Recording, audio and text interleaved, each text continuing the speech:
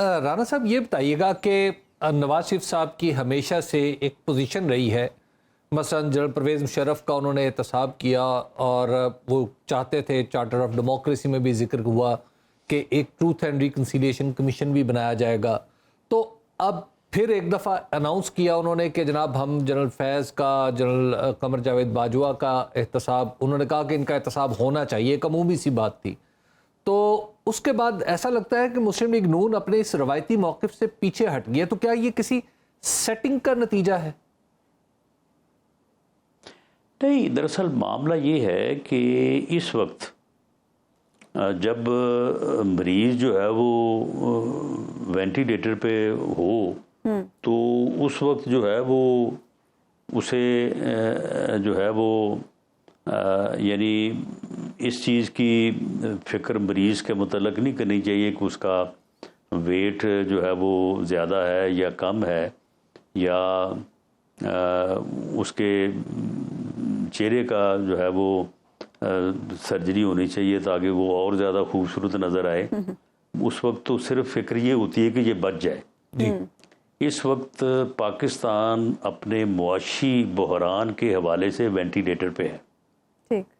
इसको अगर आप इस तरह से यानी देखें ना, इस वक्त मुल्क जिस बहरान का शिकार हुआ है सियासी और मुआशी तौर पे, वो सिर्फ़ और सिर्फ उस बदबख्त इंसान की इस वजह से हुआ है, उसकी इस यानी आप उसकी जो है वो ज़िद कह लें या उसका रवैया कह लें कि जी मैं छोड़ूंगा नहीं, मैं किसी को नहीं छोड़ूंगा, मैं सबको जेलों में डालूंगा, मैं तो इनके साथ बात ही नहीं कर सकता, मैं मर जाऊंगा तो इससे बेहतर है कि मैं इनके साथ बैठ के बात करूं।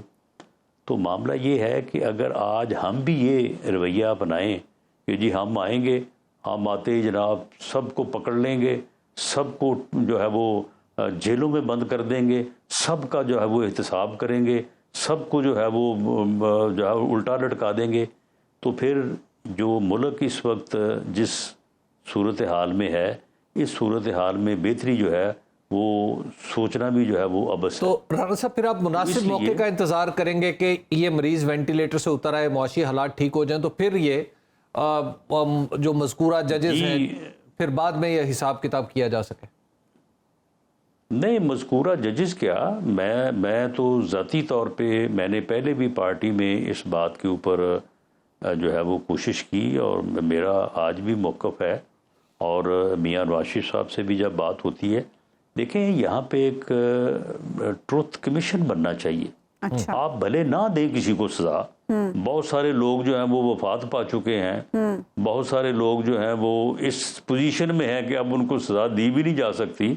अच्छा। लेकिन कम अज़ कम वो किरदार, जिन किरदारों ने इस मुल्क को इन 70 सालों में इस हाल को पहुंचाया है और इस मुल्क को आगे नहीं बढ़ने दिया, इस मुल्क को खुशहाल नहीं होने दिया, इस मुल्क का बठा बिठाया है, वो जो भी हैं, वो सियासतदान हैं, वो जजेस हैं, वो जर्नैल हैं, उनके किरदार का तयन तो हो ना। अच्छा। नहीं तो ये सजा दे ना दे ये बात की बात है, ये आपके इंतखाबी लेकिन ये तो होना चाहिए ना साहब, ये इंतखाबी मंशूर का हिस्सा होगा आपके।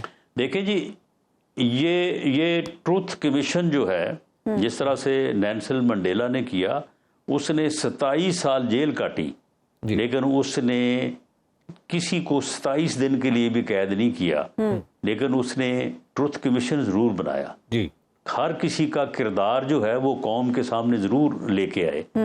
तो ये जो है ये बिल्कुल ये होना चाहिए, यानी आपके इंतखाबी मंशूर का हिस्सा होगा ये।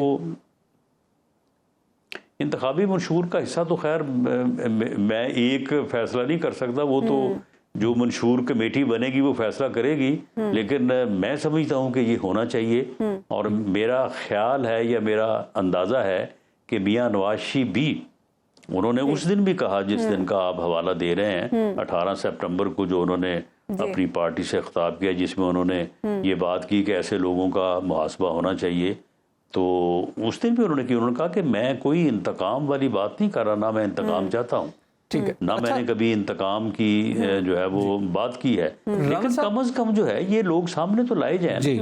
राणा साहब, आपको एक अमूमी तासुर है जिसका शायद आपको भी सामना करना पड़ रहा होगा कि पाकिस्तान मुस्लिम लीग नून किसी डील के नतीजे में इक़्तिदार में आएगी।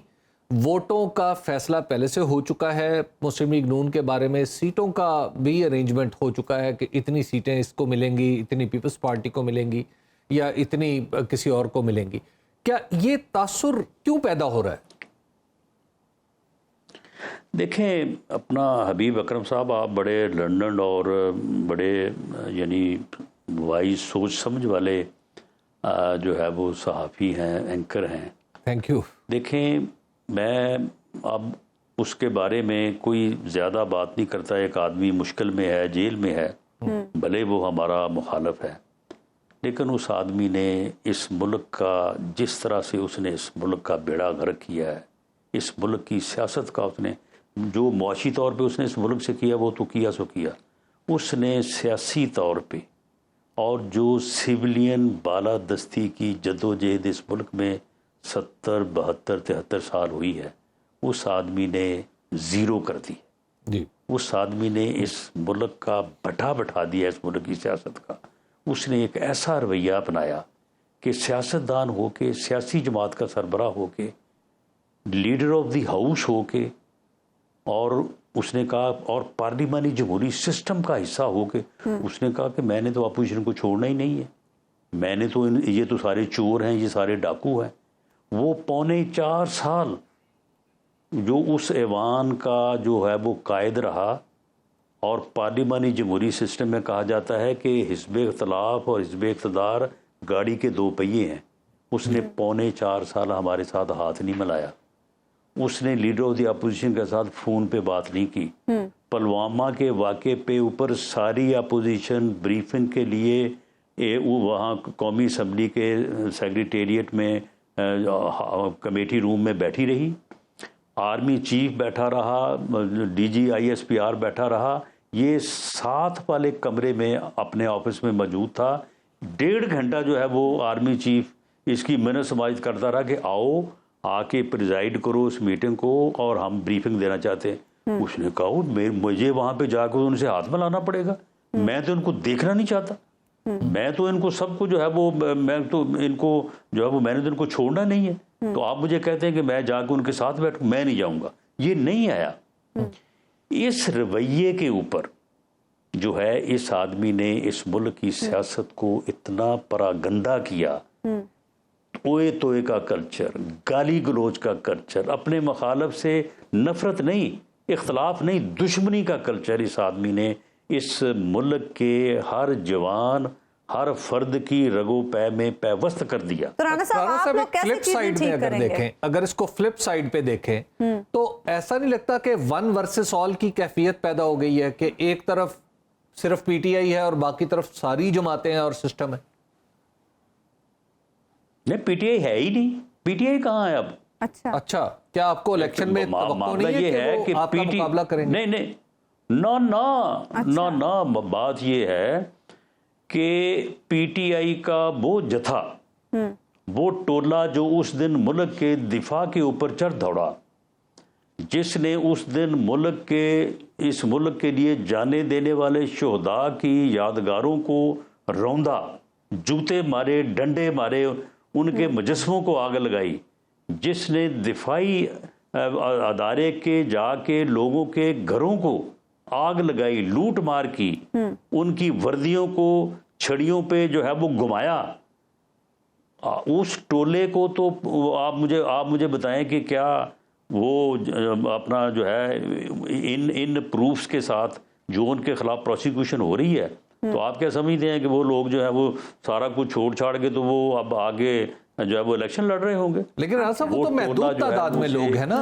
अपने सारी PTI तो शामिल नहीं है ना? नहीं, महदूद तादाद में नहीं, महदूद तादाद में नहीं है। अच्छा। अगर उस टोले को जो इस मामले में मुलव्वस है उसको अलहदा कर दीजिए, PTI बाकी कहाँ बचती है, जो आप मुझे बताएं। अच्छा। लेकिन बल्कि इमरान खान को आप अगर एक साइड पे कर दें तो कहाँ है PTI? लेकिन प्राइमरी सवाल तो ये भी उठेगा ना, PTI कहाँ बचती है? 9 मई को तो 9 मई का वाकया नो डाउट बहुत ही मनहूस वाकया है और काबिल मुजम्मत वाकया है, लेकिन 9 मई को तो इमरान खान साहब तो नहीं थे ना, वो तो जेल में थे। लिहाजा No, उन he पे was तो there. ये इल्जाम नहीं लगाया जा सकता। ये सारा उस ना ना ना ये नहीं ये सवाल नहीं पैदा हो सकता मेरे भाई। अच्छा। ये 9 मई का वाकया जो है इसकी बाकायदा पिछले जो है वो 14 से लेके 23 तक ये 9 साल हैं।